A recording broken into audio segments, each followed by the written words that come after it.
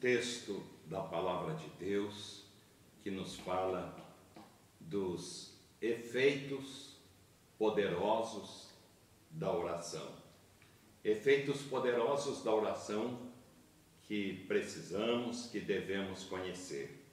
Este texto está na Palavra de Deus, no livro de 1 Samuel, capítulo 1, quando nos descreve a experiência de Ana, a sua oração que ela fez ao Senhor.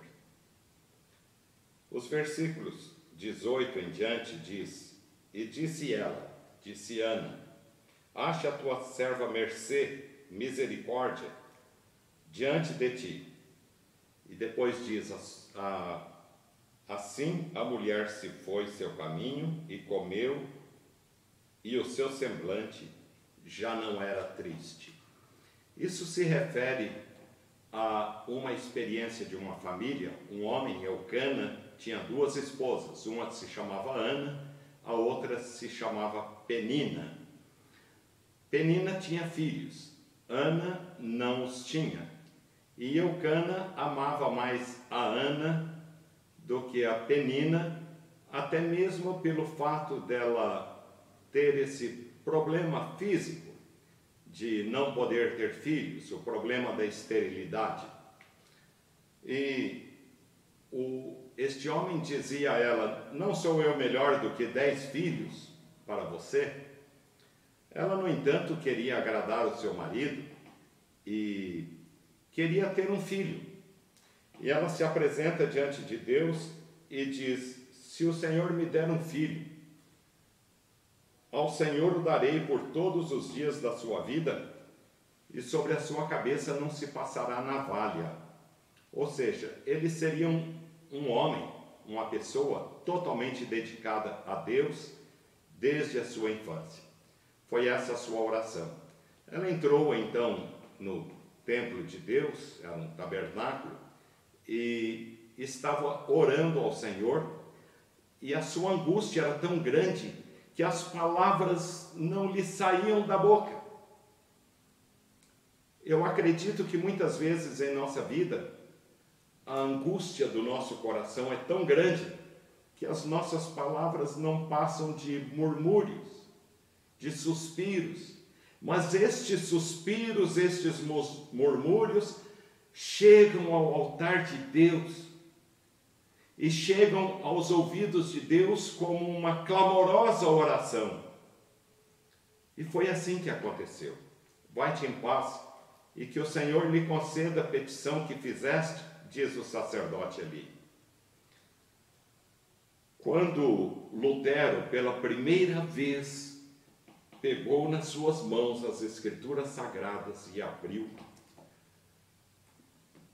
no convento onde ele servia, convento de Erfurt, um escritor, Samuel Smiles, diz que os seus olhos baixaram precisamente sobre este texto.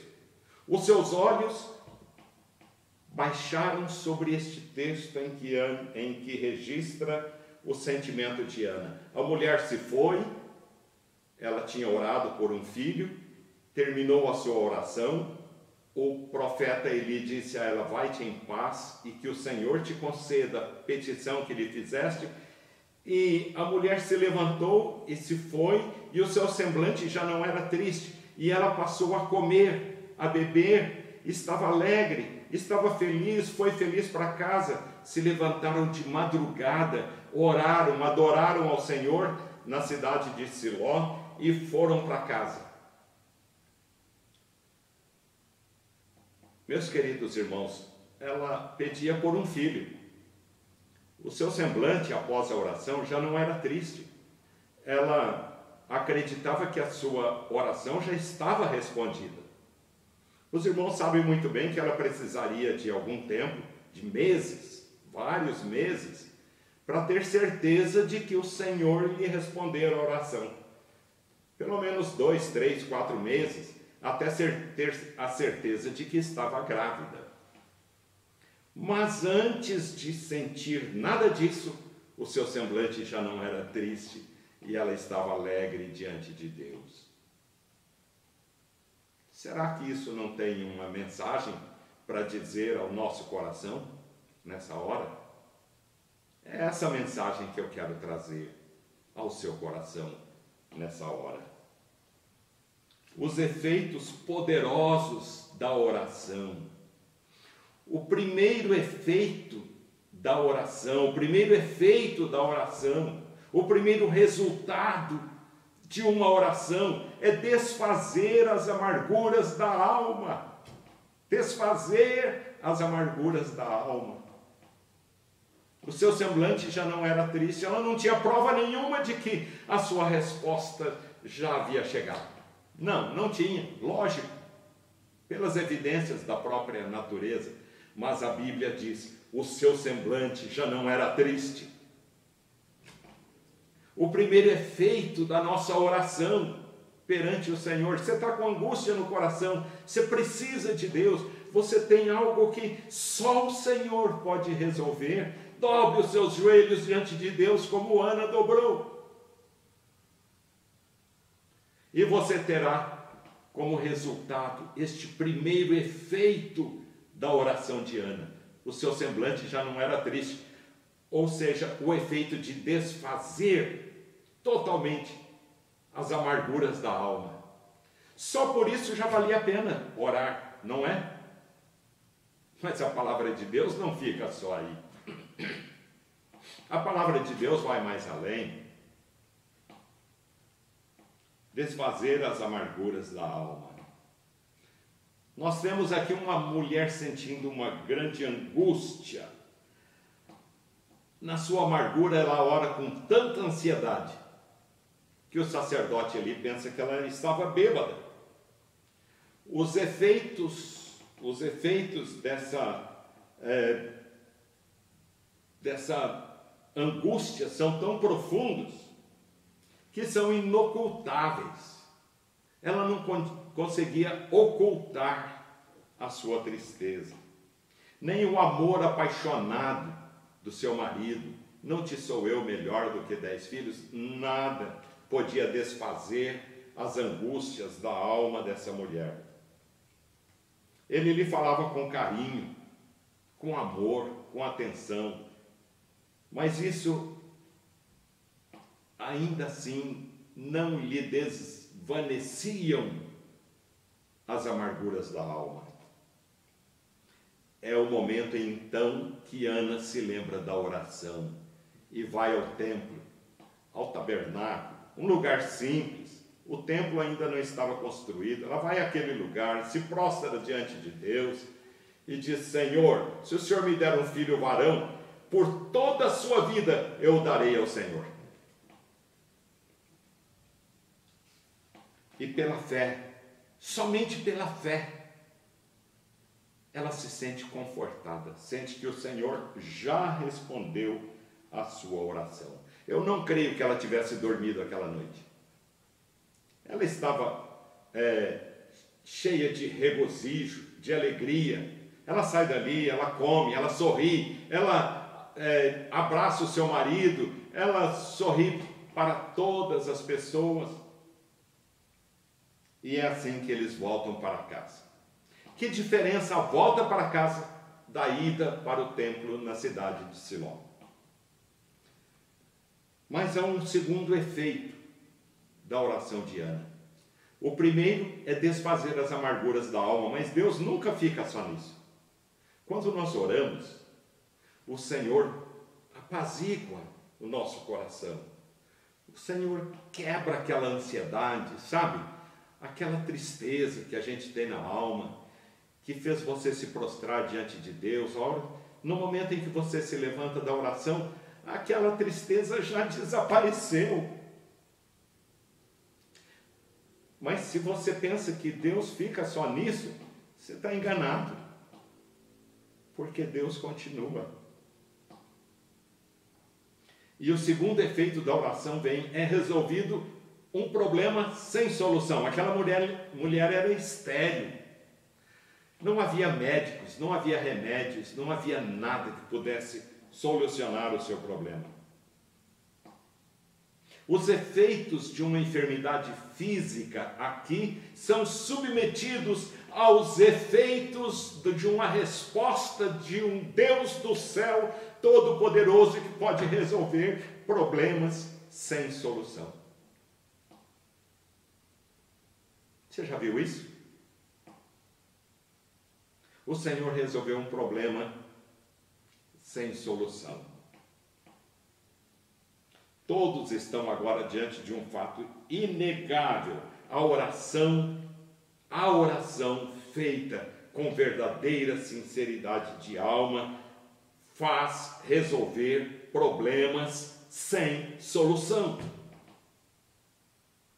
Se você não experimentou isso na sua vida, experimente. Eu já experimentei.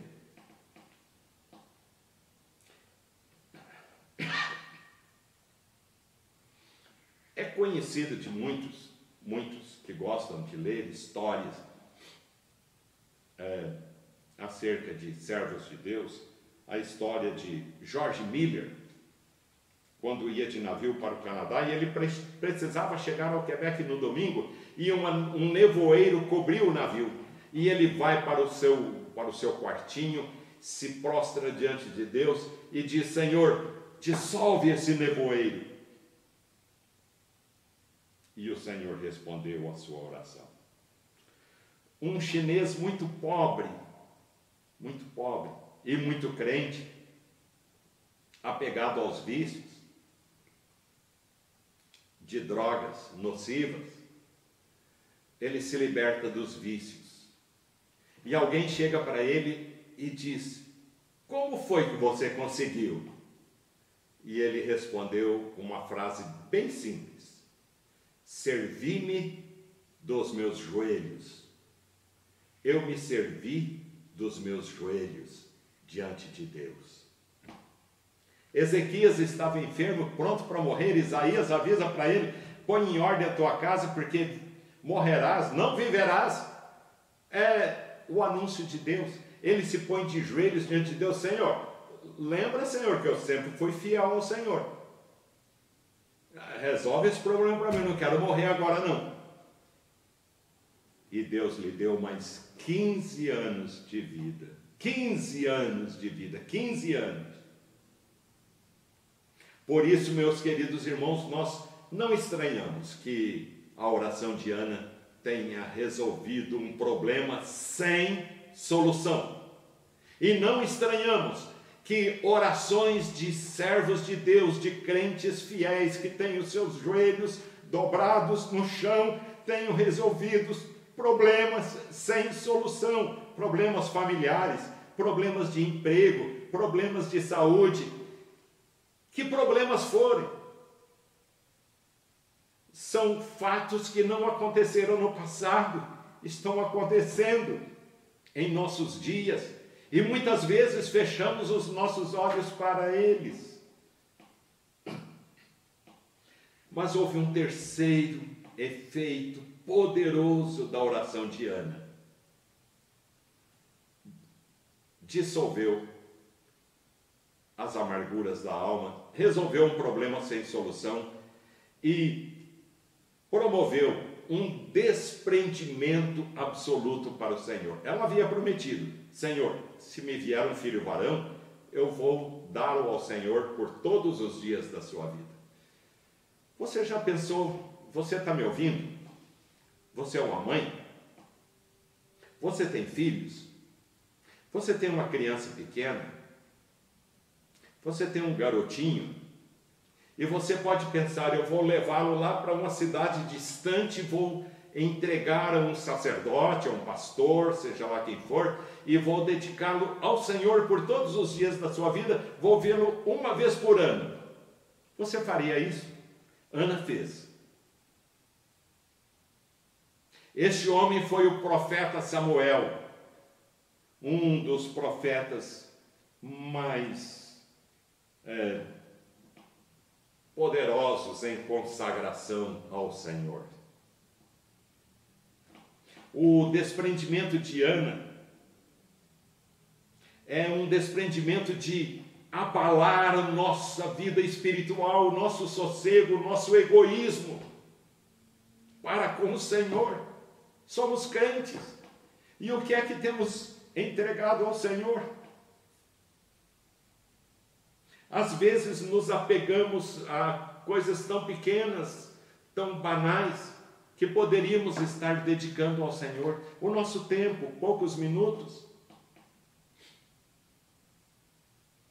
O nosso culto doméstico familiar, eu pergunto a você, eu já fiz este apelo a você, você está praticando culto doméstico com a sua família, poucos minutos com a sua esposa, com seus filhos? Ana se desprendeu do seu filho para o Senhor. Era um desprendimento absoluto. É lógico que ela queria ter aquele garotinho nos seus braços para apresentá-lo ao seu marido Elcana, à sua rival Penina, aos seus amigos da sua cidade e dizer: aqui está o meu triunfo, o Senhor me abençoou e me deu um filho. Mas ela o levou e o entregou ao sacerdote. O que é que você tem dado ao Senhor? É tão pouco que o Senhor pede de nós, meus queridos irmãos, é tão pouco.